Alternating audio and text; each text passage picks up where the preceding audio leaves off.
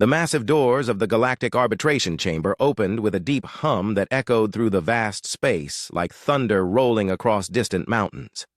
Jake Sullivan stood at attention near the entrance, his Marine uniform pressed and clean, his rifle held in the proper position across his chest. He had been standing here for 3 hours already, but his legs felt steady and his mind stayed sharp. Years of military training had taught him how to wait without getting tired or bored. The chamber itself was unlike anything Jake had ever seen during his time serving on human colonies. The walls curved upward into a dome that seemed to reach toward infinity, covered in patterns that shifted and moved like living things. Different sections of the room were designed for different alien species. Some areas had thick atmosphere for creatures that breathed heavy gases. Other sections glowed with special lights that certain species needed to see properly. The temperature varied from zone to zone, creating small pockets of comfort for beings from ice worlds and desert planets alike. Ambassador Elena Martinez sat at the human delegation table, her dark hair pulled back in a neat style that looked both professional and approachable. She wore a simple blue suit that represented Earth without being flashy or showing off. Next to her sat Dr. Alan Foster, the Chief Science Advisor, and General Lisa Hayes, the military representative. They all looked calm on the outside, but Jake could see the tension in their shoulders and the way they kept checking their data tablets.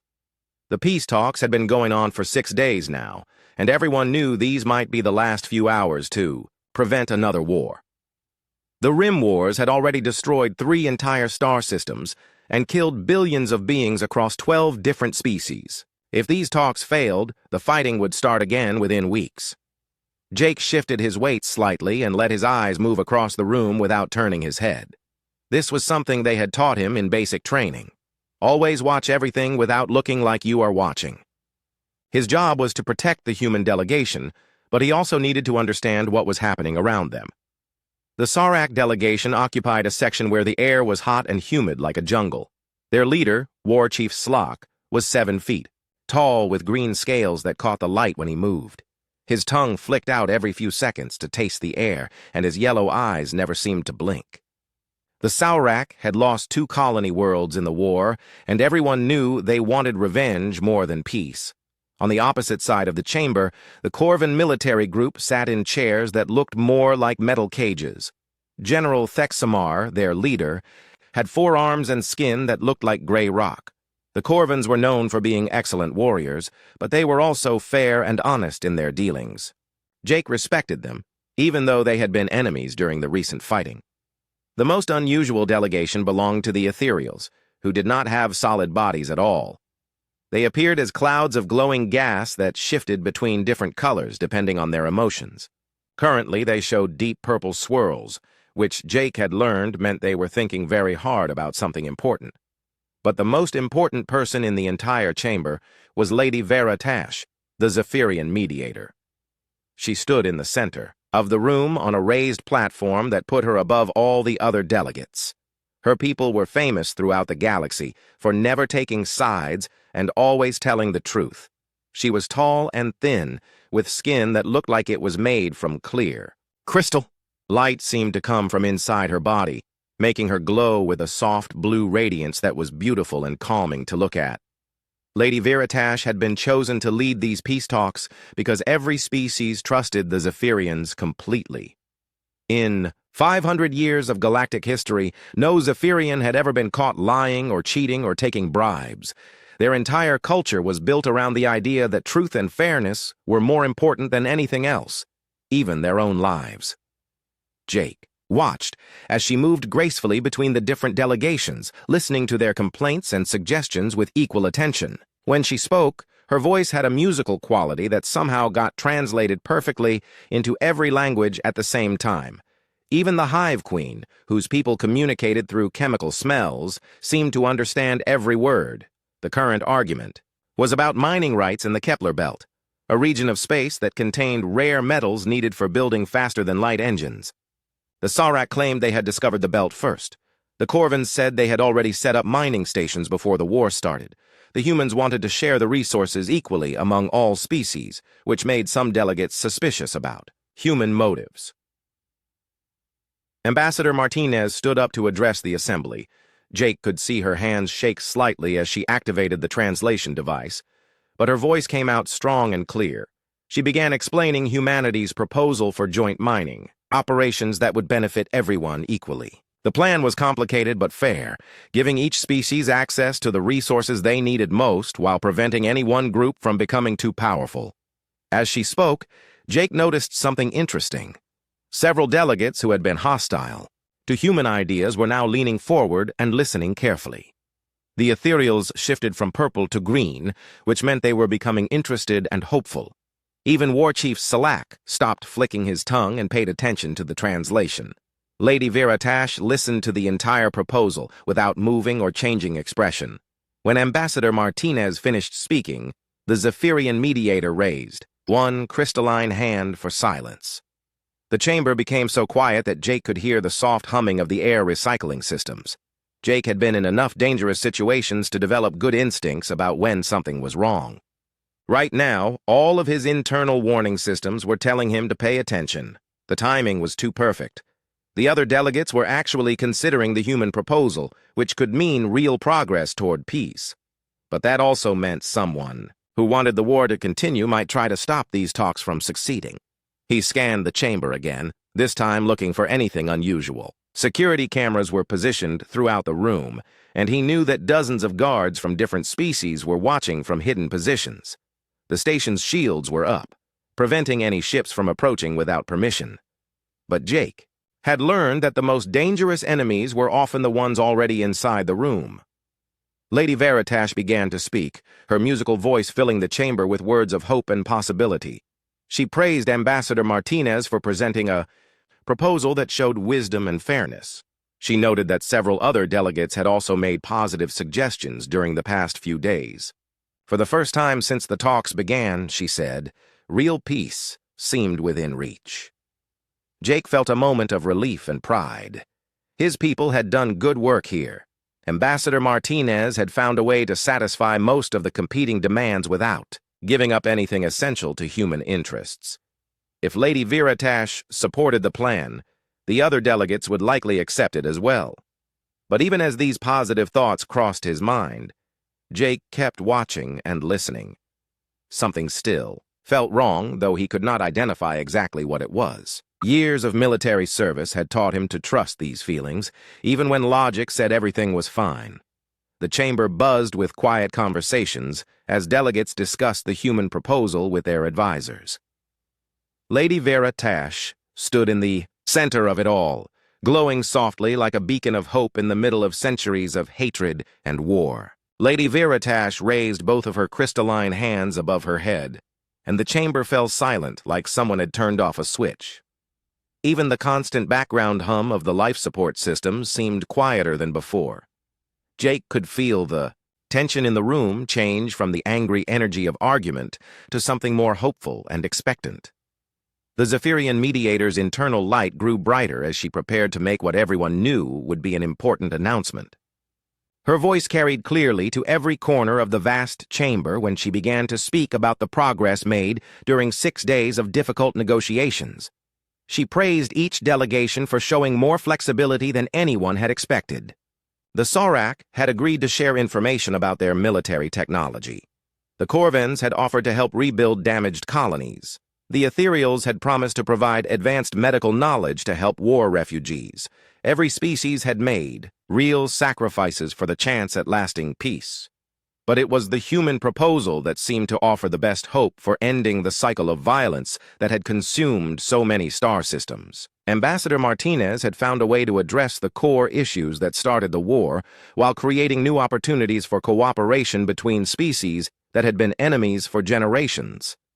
Jake watched Lady Veritash carefully as she spoke, and he noticed something that made his military instincts alert. The Zephyrian mediator was not standing quite as straight as she had been earlier. Her glow seemed slightly dimmer, and she paused between sentences a little longer than usual. These were tiny changes that most people would not notice, but Jake had been trained to spot signs of fatigue or illness in his fellow soldiers. Ambassador Martinez was smiling for the first time since the talks began. She leaned over to whisper something to Dr. Foster, who nodded and made notes on his tablet. General Hayes kept her expression neutral, but Jake could see the relief in her eyes. All three humans seemed to believe that success was finally within reach. The other delegations were responding positively as well. War Chief Eslak had stopped making the low growling sounds that Saurak made when they were angry or frustrated. General Thexamar was discussing something quietly with his advisors, but his body language suggested interest rather than opposition. Even the Hive Queen had stopped releasing the sharp chemical scents that indicated disagreement. Lady Vera Tash continued speaking about the specific details of how a peace treaty might work. She outlined a system where disputes would be settled through arbitration rather than violence. Resources would be shared based on need and contribution rather than military strength. Trade agreements would benefit all species equally instead of favoring the most powerful. Jake noticed that she touched her chest briefly while speaking, a gesture so quick that most people would miss it entirely. Among humans, touching the chest often meant someone was having trouble breathing or felt pain in their heart area. He wondered if Zephyrians had similar reactions to physical distress. The chamber erupted in excited discussions as delegates realized they were hearing the framework for an actual peace treaty rather than just more talk about possibilities. Representatives began speaking rapidly to their advisors, making calculations about what the proposed terms would mean for their home worlds. Ambassador Martinez stood up again, ready to formally accept Lady Veritash's framework on behalf of humanity. This was the moment everyone had been waiting for, the first official agreement that could lead to ending the war. Jake felt proud of his people and their diplomats who had worked so hard to make this moment possible. But as the ambassador began to speak, Jake noticed that Lady Veritash's glow was definitely getting dimmer. Her crystalline skin, which had been bright blue throughout the talks, was now fading to a pale, sickly color that looked wrong somehow. She swayed slightly on her feet, catching herself with what appeared to be considerable effort. Jake took a half-step forward without thinking about it, his body responding to the same instincts that had kept him alive in combat situations. Something was seriously wrong with the Zephyrian mediator, and if she collapsed during this critical moment, the peace talks would probably collapse with her. Lady Veritash raised one hand as if to acknowledge Ambassador Martinez's words, but the gesture was shaky and uncertain. Her musical voice, which had been strong and clear just moments before, now sounded strained and weak. She tried to speak, but only managed a few words before stopping and touching her chest again. The delegates in the front rows began to notice that something was wrong. General Thexamar stood up from his chair, his forearms moving in what Jake recognized as a Corvan expression of concern. War Chief Slack's tongue flicked out more rapidly, tasting the air for signs of danger or chemical threats. Jake could see exactly what was about to happen, but he was too far away to do anything to prevent it. Lady Veritash took one more step toward the human delegation, her crystalline features twisted with obvious pain and confusion. Her internal light flickered like a candle in the wind, going bright and dim in an irregular pattern that hurt to look at. Then she collapsed. The sound of her crystalline body hitting the floor echoed through the chamber like breaking glass. Her glow went out completely, leaving her looking like a statue made from clear stone. She lay motionless in the center of the room, directly between the human delegation and the other species representatives. For a moment that felt like hours, nobody moved or spoke. The silence was so complete that Jake could hear his own heartbeat pounding in his ears. Then chaos erupted from every corner of the chamber at once. War Chief Slack leaped to his feet with a roar that needed no translation, his claws extending from his fingers as he prepared for battle. General Thexmar was shouting orders to his guards in the harsh Corvan language while reaching for weapons that were not there due to the peace talk protocols. The ethereals turned deep red, which Jake had learned meant extreme anger or alarm. Medical personnel rushed toward Lady Veritash from several different delegations, each bringing equipment designed for their own species. The Corvan medic carried a device that looked like a metal spider. The Saurak healer brought vials of different colored liquids. The human doctor, Dr. Foster, grabbed his medical kit and ran toward the fallen mediator. Security guards appeared from hidden positions throughout the chamber, surrounding the delegates and creating protective barriers between the different species. Alert sirens began wailing, and the chamber's lights changed from the normal soft glow to harsh emergency lighting that made everything look dangerous and threatening. Ambassador Martinez was pale, but kept her composure, standing behind her table, with her hands visible to show she was not reaching for weapons. General Hayes moved to position herself between the ambassador and the other delegations, ready to protect her people if the situation turned violent. But it was the accusations that started flying between delegations that made Jake realize how serious this situation had become. War Chief Selak pointed one clawed finger at the human table and hissed something that the translation system rendered as treachery and poison. General Thexmar was demanding to know what the humans had done to the neutral mediator. Even the usually calm ethereals were swirling with colors that suggested they suspected foul play. Jake could see the terrible logic of their suspicions. Lady Viratash had collapsed at exactly the moment when she was about to endorse the human peace proposal. The timing was so perfect that it looked like someone had planned it deliberately. If the Zephyrian mediator died or was permanently injured, the peace talks would end immediately, and humanity would be blamed for destroying the galaxy's best hope for ending the war. Dr. Foster was kneeling next to Lady Viratash, running his scanner over her motionless form, while Corvin and Sarak medics did the same with their own equipment. None of them seemed to be getting good results, judging by the worried expressions on their faces and the increasingly frantic pace of their work. The accusations were getting louder and more specific. Someone shouted that the humans must have used a slow-acting poison that would not show symptoms until the critical moment. Others claimed it was a human biological weapon designed specifically to target Zephyrian physiology. A few voices suggested that humanity had planned this from the beginning, pretending to want peace while actually working to eliminate the neutral mediator. Jake knew that his people were innocent, but he also understood how bad this looked from the outside. The evidence was circumstantial but compelling, and in the current atmosphere of suspicion and fear, circumstantial evidence might be enough to restart the war that had already killed so many beings.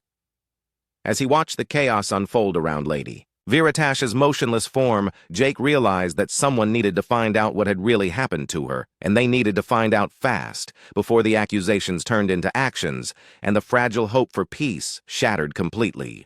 The medical bay on Kepler Prime Station hummed with activity as alien doctors worked frantically around Lady Viratash's motionless form. Jake stood guard outside the sealed doors, watching through the transparent aluminum windows as beings from 6 different species tried to save the life of the galaxy's most important mediator. Inside the sterile room, her crystalline body lay on a special table designed to accommodate non-standard alien physiology, connected to machines that monitored vital signs Jake did not understand. Dr. Foster worked alongside a Corvin physician, whose 4 arms moved in practiced coordination, operating medical scanners that cast rainbow patterns of light across Lady Viratash's pale form. The Zephyrian's internal glow had not returned since her collapse 3 hours ago, and her breathing was so shallow that it was barely visible even on the sensitive monitoring equipment. Ambassador Martinez paced back and forth in the corridor. Outside the medical bay, her professional composure cracking under the pressure of accusations that grew more serious with each passing hour. Every few minutes, she stopped to check her communication tablet for updates from Earth. But Jake could see from her expression that the news from home was not good. The other human colonies were demanding explanations that she could not provide, and some were already talking about preparing for renewed hostilities. General Hayes stood near the window, her military bearing intact despite the impossible situation they faced. She had been in combat before and understood that sometimes you had to make hard choices with incomplete information. But this was different from battlefield decisions, where you could rely on training and experience. Here, they were fighting. Accusations and suspicions that seemed to grow stronger regardless of what evidence they presented. The worst part was that the evidence against humanity was mounting rather than disappearing. Security Chief Quinn Dahl, the 6-armed arachnoid who oversaw station safety, had completed her initial investigation and found traces of an unknown compound in the chamber's atmosphere near where Lady Viratash collapsed. The compound matched no known natural substance, and preliminary analysis suggested it was artificial in origin. More damaging still, the compound contained molecular signatures that were consistent with human industrial processes. While this did not prove that humans had deliberately poisoned Lady Veritash, it strongly suggested that whatever made her sick had come from human technology or manufacturing methods. Jake listened to the whispered conversations between Ambassador Martinez and her advisors, picking up fragments of information that painted an increasingly grim picture. The Saurak delegation had formally accused humanity of attempted murder and was demanding that all human representatives be arrested immediately. The Corvin military attaché had been more restrained, but had officially requested that the human delegation be placed in protective custody until the investigation concluded.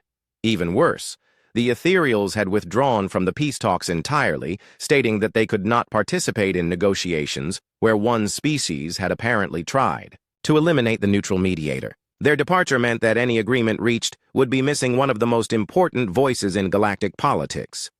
War Chief Sislak had been the most vocal in his accusations, using language that the translation system could barely render into diplomatic terms. He claimed that humanity had shown their true nature by attacking someone whose entire purpose was to bring peace and understanding between species. His words carried extra weight because the Saurak had been among the most skeptical about human motives from the beginning. Dr. Foster emerged from the medical bay looking exhausted and frustrated. He pulled off his surgical gloves and approached Ambassador Martinez with the kind of careful expression that doctors used when delivering bad news to patients' families. The Zephyrian medical team has confirmed that Lady Veritash was exposed to some kind of toxic substance, he said quietly, glancing around to make sure no one else could overhear. Her crystalline physiology processes toxins differently than most carbon-based life forms, which is why the effects took so long to become visible. Ambassador Martinez closed her eyes briefly, as if gathering strength for what she knew would be the next question. Is she going to recover? Unknown, Dr. Foster replied. Her people's biology is still largely mysterious to us, and apparently to most other species as well. The Zephyrian doctors are doing everything they can, but they admit they have never seen this type of poisoning before. Jake stepped closer to the conversation, keeping his voice low enough that the security monitors would not pick up his words clearly. What kind of substance was it, Doc? Anything that might give us a clue about where it came from? Dr. Foster looked around nervously before answering. That's the problem. It appears to be some kind of radiation exposure rather than a traditional poison. Something that would be harmless to most species, but extremely dangerous to beings with crystalline-based biology. The implications of this information hit Jake immediately.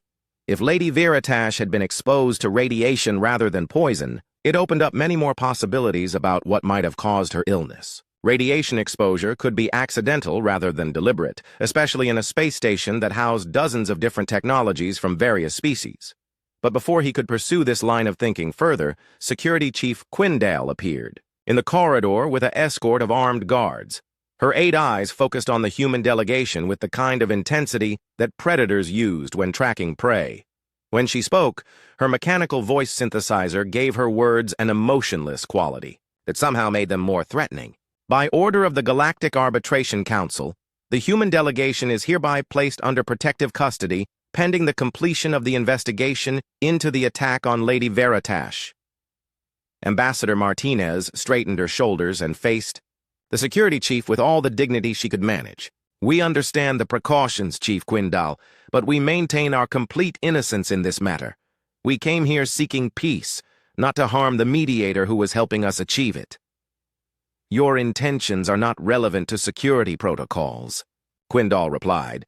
Evidence suggests human involvement in the incident. Until that evidence can be properly evaluated, you will remain in secured quarters under guard.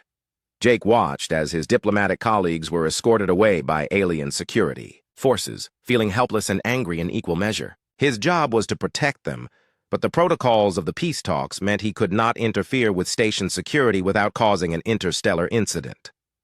All he could do was follow along and hope that someone would figure out what really happened before the accusations turned into something worse. The secured quarters were comfortable, but clearly designed to prevent escape. The doors locked from the outside, and Jake could see security cameras in every corner. The windows looked out onto empty space, with no other ships or stations visible in any direction. Even if they could somehow get out of their rooms, there was nowhere to run. Ambassador Martinez sat at the room's small table, staring at reports from the investigation that raised more questions than they answered. The mysterious compound found in the chamber's atmosphere was definitely artificial, but no one could identify what it was designed to do or how it might have been introduced. The timing of Lady Veritash's collapse remained suspiciously perfect, occurring at exactly the moment when human diplomatic efforts were succeeding. General Hayes paced from one end of the room to the other, her frustration visible in every movement. She had spent her career fighting enemies she could see and understand, but this situation offered no clear targets and no obvious solutions. Political warfare was different from military combat, requiring skills that were not taught in officer training schools. Jake positioned himself near the window, ostensibly looking out at the stars but actually thinking about everything he had observed during the peace talks. His military training had taught him to notice details that others might miss, and he realized that he had been watching the entire situation unfold from a unique perspective. Unlike the diplomats, who focused on negotiations and political implications, Jake had been watching people rather than policies. Unlike the security forces, who looked for obvious threats and violations of protocol, Jake had been trained to spot subtle changes in behavior and environment that might indicate danger.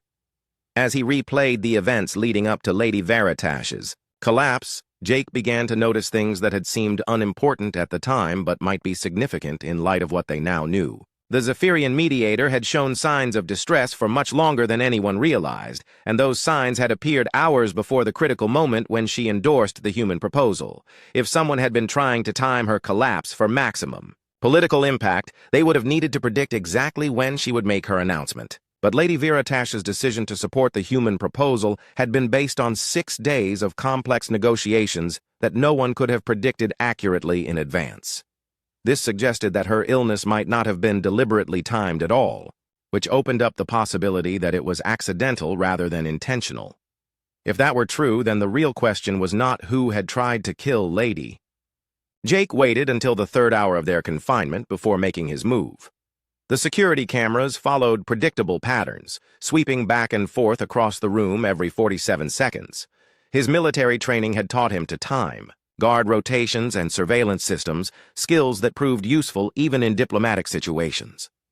During one of the brief gaps in camera coverage, Jake slipped his security access card into the room's secondary terminal. His clearance as the delegation's military escort gave him access to station systems that regular diplomats could not reach, including maintenance records and environmental monitoring data.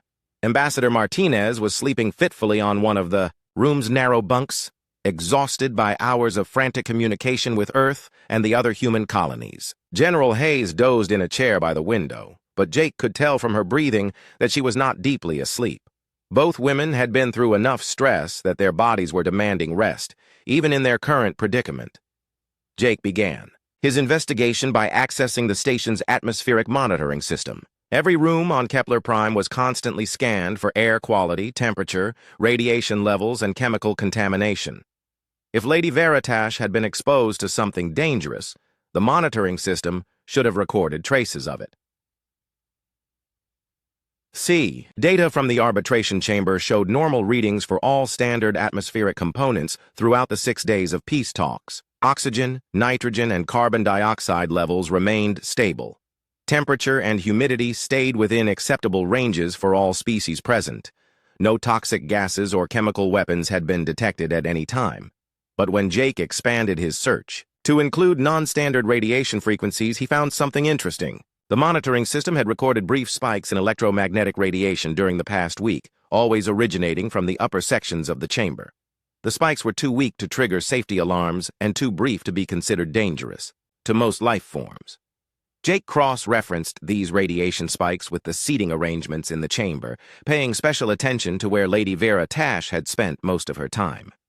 The Zephyrian mediator's platform was positioned directly beneath the area where the radiation readings were highest. This discovery led Jake to access the station's structural blueprints, looking for anything in the upper sections that might produce electromagnetic radiation. Most of the space above the chamber was supposed to be empty, used only for decorative elements and lighting systems that created the impressive visual effects during diplomatic ceremonies. But the blueprints showed something that caught Jake's attention immediately. A section of the upper chamber that was marked as Maintenance Access, Restricted, contained several pieces of equipment that were not part of the original station design. According to the records, these items had been installed during recent renovation work, but the documentation was incomplete. Jake's military experience with similar installations told him that incomplete documentation usually meant someone had made unauthorized modifications or had been careless about following proper procedures. In either case, it was worth investigating further. Using his security clearance, Jake accessed the maintenance logs for the restricted section. The records showed that a human civilian contractor named Pete Morrison had been working in that area, just 2 weeks before the peace talks began. Morrison's job had been to conduct geological surveys of the station's hull, looking for metal fatigue and structural weaknesses that might need repair. The equipment Morrison had used included something called a deep core scanner, a device that Jake recognized from his time stationed on mining colonies. These scanners used focused electromagnetic pulses to analyze the composition of metal and rock, revealing internal structures without the need for drilling or physical sampling. Jake felt a chill as he realized what this might mean. Deep core. Scanners were safe for humans and most other carbon-based life forms, but their electromagnetic emissions might be dangerous to beings with different biological structures. If Pete Morrison had left his scanner running in the upper chamber, it could have been slowly irradiating Lady Viratash for days without anyone realizing it. The maintenance logs showed that Morrison had completed his survey work and left the station on schedule, but there was no record of him removing all of his equipment. The final checkout list was marked as complete, but was not detailed enough to account for every individual device. Jake quietly accessed the station's personnel database and found Morrison's contact information. The contractor was currently working on another project in a different star system, apparently unaware that he might have accidentally left dangerous equipment behind. His work record showed him to be reliable and competent, with no history of safety violations or careless behavior. This discovery put Jake in a difficult position. If he was right about the deep core scanner, it meant Lady Viratash's illness was caused by human negligence rather than deliberate poisoning. This would clear humanity of charges of attempted murder, but it would still make them responsible for nearly killing the galaxy's most important peace mediator through careless oversight. More importantly, Jake realized that simply revealing this information would not be enough to save the peace talks or restore humanity's reputation. The other species would still see this as proof that humans were too dangerous and unreliable to be trusted with important diplomatic processes. The war would resume, and billions more beings would die in the fighting. Jake needed to find a way to turn this disaster into something positive, but he was just a Marine guard with no training in diplomacy or interstellar politics. His job was to protect people and solve practical problems, not to negotiate peace treaties between alien species. But as he thought about the situation, Jake began to realize that his practical, problem-solving approach might be exactly what was needed. The peace talks had stalled because each species was focused on protecting their own interests and avoiding blame for past mistakes. Maybe what they needed was someone who could show them how to work together to prevent future accidents. Jake spent the next hour researching Zephyrian biology and physiology, trying to understand exactly how the electromagnetic radiation had affected Lady Viratash. The information was limited since the Zephyrians were very private about their biological processes, but he found enough technical data to understand the basic mechanisms. Zephyrian bodies used crystalline structures to process energy and maintain their internal glow. Certain frequencies of electromagnetic radiation could disrupt these crystals, causing a cascade failure that would shut down their entire biological system. The process was slow and initially painless, which explained why Lady Viratash had not realized she was being poisoned until it was almost too late. But Jake also discovered something hopeful in the research data. The damage caused by electromagnetic radiation was usually reversible if the exposure stopped, and proper treatment was provided quickly enough. Lady Viratash might recover completely if the medical teams could identify the specific frequency that had affected her and develop appropriate countermeasures. This gave Jake the beginning of an idea. Instead of just revealing what had caused Lady Viratash's illness, he could propose a solution that would prevent similar accidents in the future. Human technology had caused the problem, but human knowledge could also provide the tools to fix it and make sure it never happened again. Jake began working on a comprehensive proposal that would address both the immediate crisis and the long-term implications.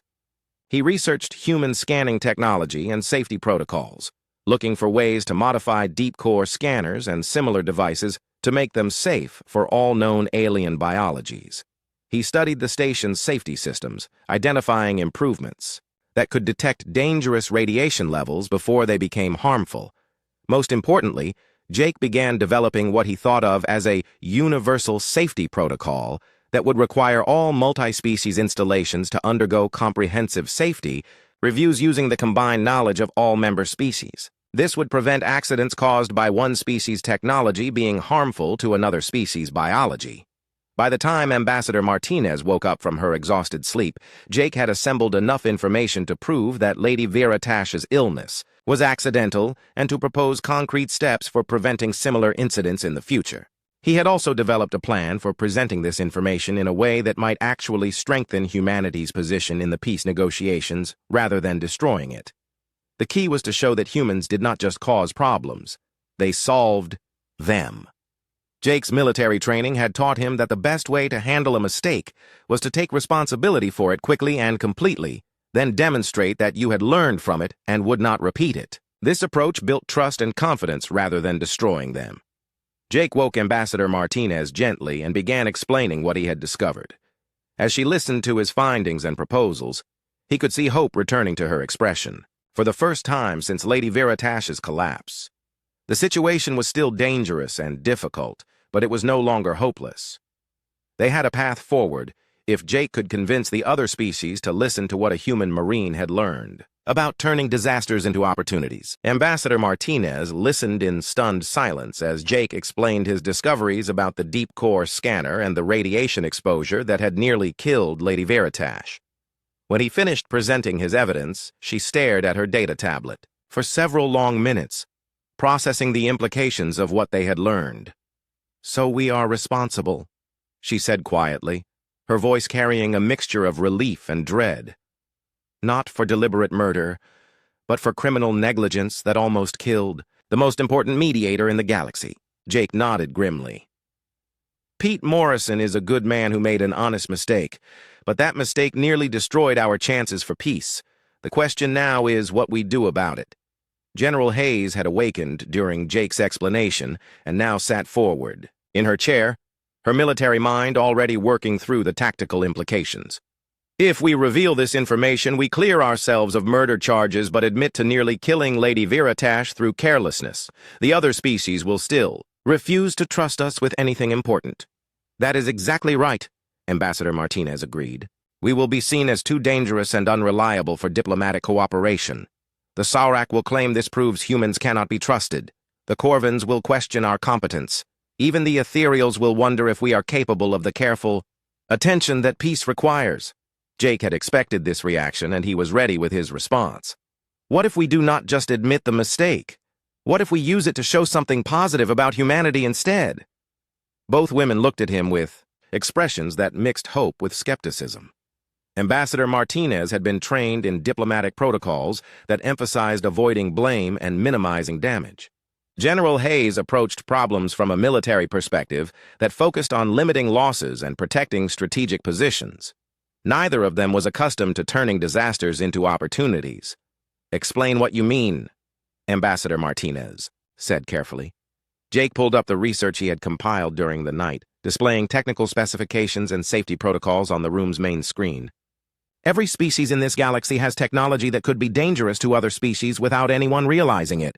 The Saurak use chemical processes that could poison beings who breathe different atmospheres. Corvin manufacturing creates metal, particles that might be harmful to crystalline life forms.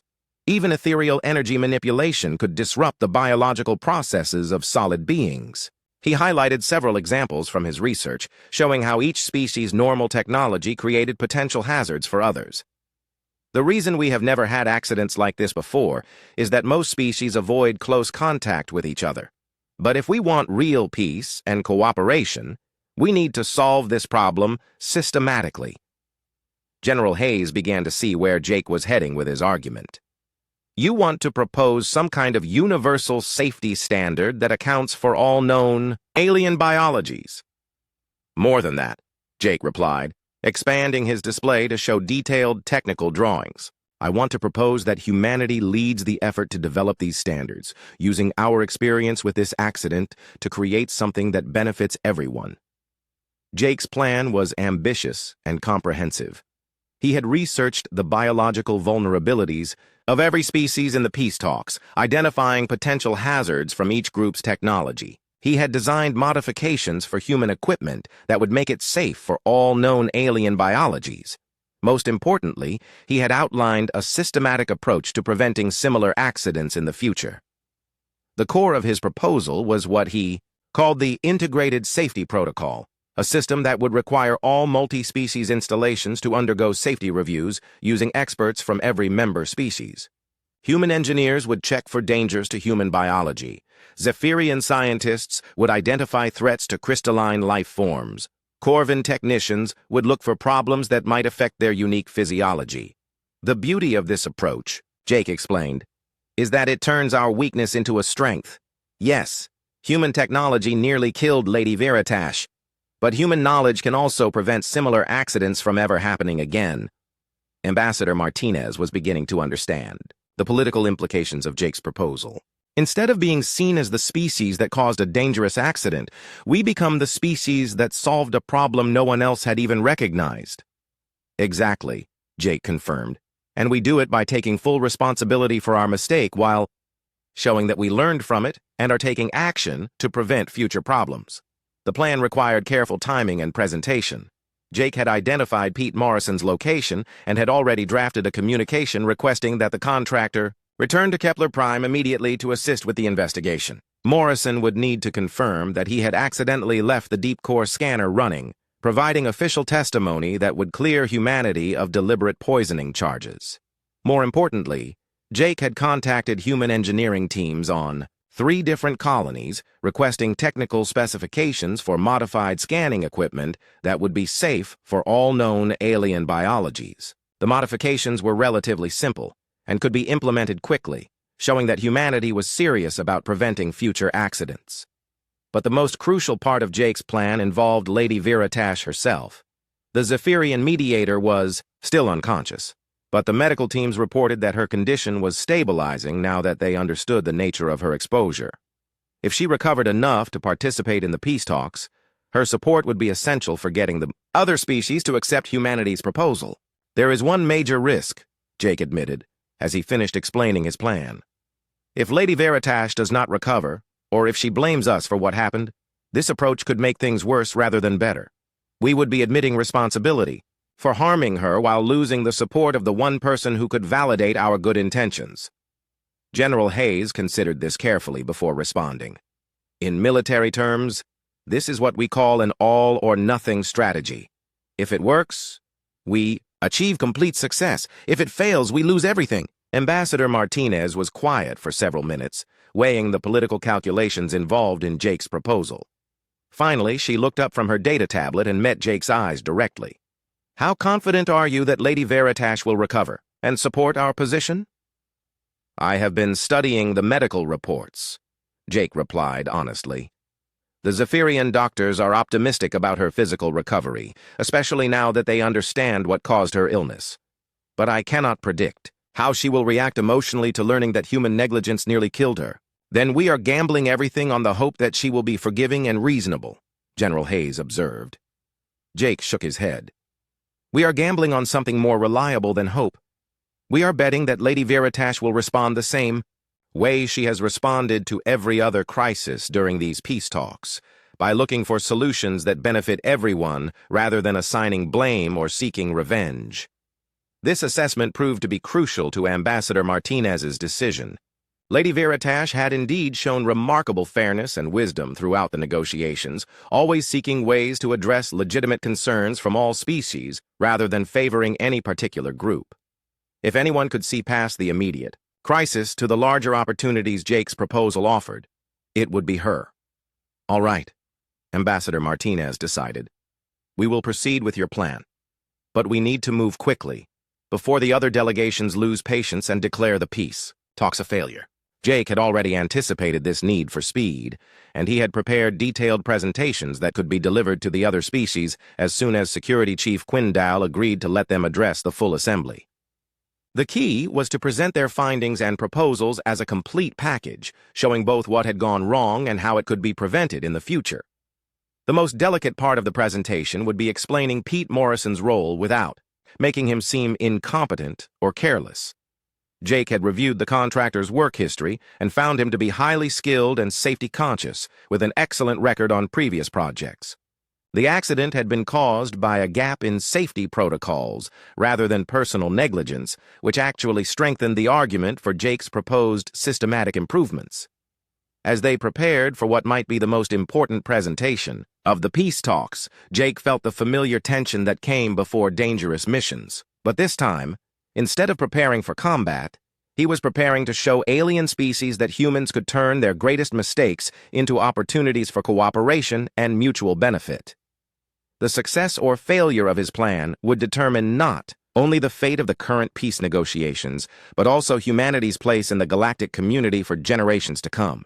The emergency session of the Galactic Arbitration Council convened 12 hours after Lady Viratash showed her first signs of recovery. Jake stood behind Ambassador Martinez as she prepared to address the assembly that would determine humanity's fate and the future of peace in their corner of the galaxy. The atmosphere in the chamber was different from the hopeful energy that had filled the room during the original negotiations. War Chief Slack sat with his claws extended, ready for the accusations and denials he expected from the human delegation. General Thexmar maintained military discipline, but his forearms were positioned in a way that suggested he was prepared for conflict. Even the normally calm ethereals swirled with dark colors that indicated deep suspicion and anger. Security. Chief Quindal had agreed to let the humans present their findings, but only under strict conditions. Armed guards from multiple species surrounded the human delegation, ready to intervene if anyone made threatening moves. The chamber's defensive systems were active, creating energy barriers that could separate the different species instantly if violence erupted. Pete Morrison sat in the witness section, looking uncomfortable and confused. The civilian contractor had returned to Kepler Prime as soon as he received Jake's emergency communication, but he still did not fully understand why his geological survey work had become the center of an interstellar incident. Jake had briefed him carefully, explaining how his deep-core scanner had accidentally endangered Lady Viratash, but Morrison's engineer mindset was still struggling to process the political implications. Lady Viratash herself remained in the medical bay, conscious but still too weak to participate directly in the proceedings. However, she had sent a recorded message that would be played after the human presentation, and Jake knew that her words would be crucial to the success or failure of his plan. Ambassador Martinez activated the chamber's central display system and began her presentation with the directness that Jake had recommended. Fellow delegates, we have discovered what caused Lady Viratash's collapse, and we accept full responsibility for the accident that nearly cost her life. The reaction was immediate and intense. War Chief Slack roared something in the Saurak language that needed no translation. General Thexmar's stone-like features showed the first emotion Jake had seen from him, a mixture of anger and disappointment. The ethereals turned deep red, cycling through colors that indicated everything from rage to betrayal. But Ambassador Martinez continued speaking, her voice remaining steady despite the hostile atmosphere. The cause was not poison or biological warfare, as some have suggested. Lady Viratash was exposed to electromagnetic radiation from a human deep-core scanning device that was accidentally left active in the upper sections of this chamber. She gestured toward Pete Morrison, who stood up nervously to address the assembly. Contractor Morrison completed his geological survey work 2 weeks ago and believed he had removed all of his equipment. However, one scanner remained active, producing radiation that was harmless to most species, but extremely dangerous to Zephyrian crystalline biology. Morrison's voice shook slightly as he explained the technical details of his work and the oversight that had led to the accident. Jake watched the alien delegates carefully, noting that their expressions were beginning to shift from anger toward something that might be curiosity or even concern. This accident reveals a serious problem that affects all of us, Ambassador Martinez continued, transitioning into the heart of Jake's proposal. Every species in this chamber uses technology that could be dangerous to other species without anyone realizing it. As we work toward greater cooperation and shared facilities, we need systematic solutions to prevent such accidents. Jake stepped forward to present the technical aspects of his proposal, feeling the weight of dozens of alien eyes focused on his every movement. I have researched the biological vulnerabilities of all our species and identified potential hazards from each group's technology. The solution is not to limit our technological development, but to modify our approaches to account for each other's safety requirements. The central display showed detailed technical specifications for modified human equipment that would be safe for all known alien biologies. Jake explained how deep-core scanners could be shielded to prevent harmful radiation exposure, how human industrial processes could be adjusted to avoid producing chemical compounds that might be toxic to other species, and how atmospheric controls could be improved to accommodate the needs of all life forms. But the most important part of his presentation was the comprehensive safety protocol he had developed. I propose that all multi-species installations implement what I call the Integrated Safety Protocol, requiring safety reviews by experts from every member species. Human engineers would check for dangers to carbon-based life forms. Zephyrian scientists would identify threats to crystalline biology. Corvin technicians would look for problems affecting silicon-based physiology. General Thexmar was the first to respond, his military background making him appreciate the systematic approach Jake was proposing. This protocol would require extensive cooperation between species that have been enemies for decades. Yes, Jake replied directly, but that cooperation would save lives and prevent accidents that could destroy diplomatic progress. The cost of implementing these safety measures is small compared to the cost of another war. War Chief Slack was less easily convinced. Why should we trust human promises after this negligence nearly killed our mediator? Jake had expected this question and was ready with his answer. Because we are not just making promises, we are providing immediate proof of our commitment. The display changed to show detailed engineering specifications that human colonies had already begun implementing. 3 human installations have already installed the new safety modifications I designed. 2 more will complete their upgrades within the next week. We are not asking you to trust our intentions. We are showing you our actions. Ambassador Martinez took over the presentation again, focusing on the diplomatic implications of Jake's technical solution. This accident has taught us that successful cooperation requires more than good intentions. It requires systematic attention to each other's needs and vulnerabilities. Humanity offers to lead this effort, using our mistake as the foundation for something that benefits everyone. The chamber fell silent as the delegates absorbed the implications of the human proposal. Jake could see some of them beginning to understand that this was not just an attempt to avoid blame, but a genuine effort to solve a problem that could affect all species as they work toward greater cooperation.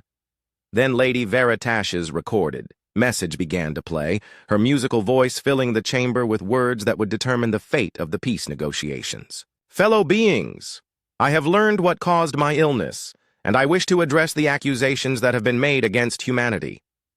Her image appeared on the central display, showing her recovering in the medical bay, but still clearly weak from her ordeal. The humans did not deliberately harm me. Their negligence was inexcusable, but it was not malicious. More importantly, they have used this accident to develop solutions that will protect all of us in the future. Lady Veritash's support for the human proposal carried enormous weight, but her next words were even more significant. I have reviewed the technical specifications that Marine Sullivan has developed, and I believe his integrated safety protocol represents exactly the kind of cooperative thinking we need to build lasting peace between our species. The Zephyrian Mediator's endorsement transformed the atmosphere in the chamber. War Chief Slack's claws retracted, and his posture shifted from aggressive to thoughtful. General Thexamar leaned forward in his chair, studying the technical details of Jake's proposal with obvious interest. The ethereals began cycling through, colors that indicated hope and possibility rather than anger. I propose that we adopt Marine Sullivan's safety protocol as part of our peace treaty, Lady Veritash continued. Let us use this accident as the foundation for a new era of cooperation, where each species contributes their unique knowledge to protect and benefit all others. The vote was not unanimous, but it was decisive. 7 of the 12 species present agreed to adopt the Integrated Safety Protocol as part of the peace treaty. The remaining 5 agreed to participate in a pilot program that would test the system before making final commitments.